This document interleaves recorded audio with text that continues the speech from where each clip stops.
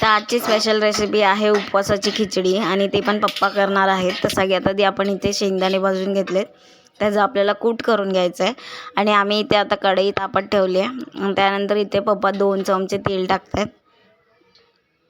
हे तेल टाकल्यानंतरला आपण त्याच्यात ना जिरा टाकणार आहोत. तेल चांगलं असं गरम होऊन द्यायचं आहे. त्याच्यानंतर आपल्याला इथे आता जिरा सोडायचा आहे. तर जिरा एकदम असं चांगलं हे झालं पाहिजे, तडतडलं पाहिजे त्या ह्याच्यामध्ये तेलामध्ये. त्याच्यानंतर आपण इथे कापलेल्या मिरच्या टाकून घेणार आहोत. तर इथे पप्पा रेसिपी करतायत, सो पप्पाच बनवत आहेत, मी नाही बनवत आहे. तर मग ते आता मिरची टाकतील. मिरची टाकलेली आहे.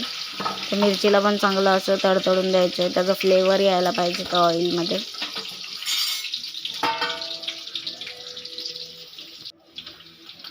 त्याच्यानंतर आपल्याला इथे रताळी टाकायची आहे. जी रताळी आम्ही ऑलरेडी कापून घेतलेली आहेत क्यूब्समध्ये आणि त्याला चांगलं धुवून व्यवस्थित असं तेलामध्ये डायरेक्ट सोडून द्यायचं आहे. तेलामध्येच आपल्याला ते टाकायचे सरळ तसेच सगळे इथे आता व्यवस्थित टाकून घेत आहेत पप्पा.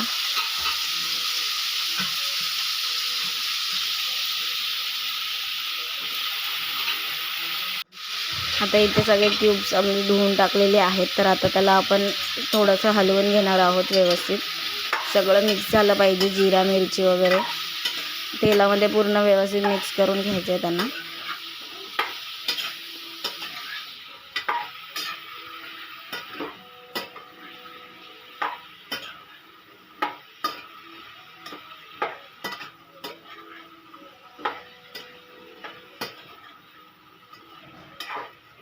आता रताळी इथे व्यवस्थित मिक्स झाले तर आपण आता इथे फक्त 5 मिनटं ह्यांना जरा वाफवून घेणार आहोत.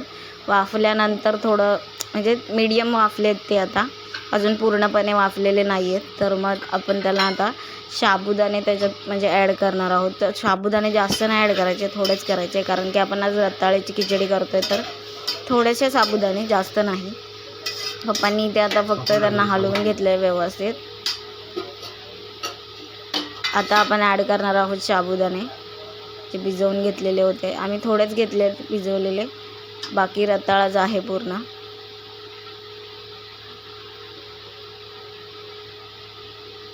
व्यवस्थित सगळे टाकून घेतलेले आहेत. आता आपण त्याला थोडंसं शेंगदाण्याचं कूट टाकायचं आहे वरून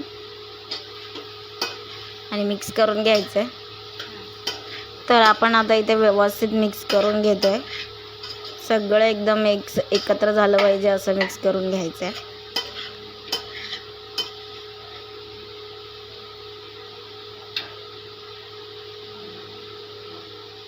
त्यानंतर थोडंसं अजून आपण इथे शेंगदाण्याचं कूट टाकलेलं आहे, कारण की खाली चिकटायला नको साबुदाणे म्हणून.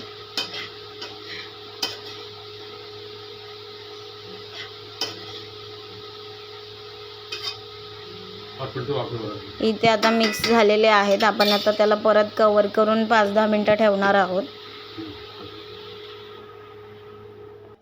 तर 10 मिनटं झाल्यानंतर त्यांना मी कवर काढलेलं आहे आणि आता आम्ही व्यवस्थित मिक्स करतो आहे.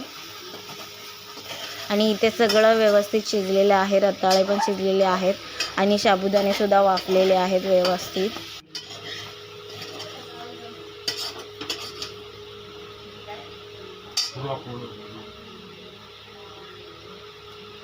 आणि आता आपण इथे ॲड करणार आहोत साखर. तर थोडी साखर, 1 चमचा साखर टाकलेली आहे. त्यानंतर आपण इथे उपवासाचं मीठ म्हणजे सेंधा नमक टाकणार आहोत त्याच्यावरती. आणि परत एकदा मिक्स करून घ्यायचं आहे सगळं व्यवस्थित. सगळं आपण आता व्यवस्थित मिक्स करून घेतो आहे आणि त्याला तरी पण हे मिक्स झाल्यानंतर 2-3 मिनटं आपल्याला त्याला ढाकून ठेवायचं आहे. व्यवस्थित वाफ लागली पाहिजे सगळीकडनं.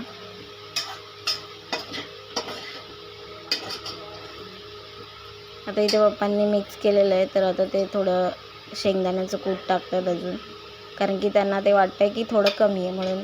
आणि ते खाली चिकट आहे पण साबुदाणे, म्हणून मग शेंगदाण्याचं कूट आपण जास्त टाकतो.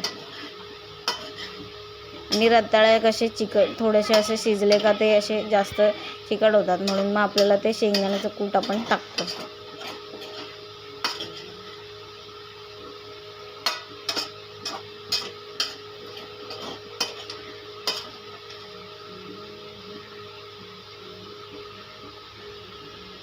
आता व्यवस्थित मिक्स करून घेतलेलं आहे आणि आता आपण ढाकण ठेवणार आहोत त्याच्यावरती.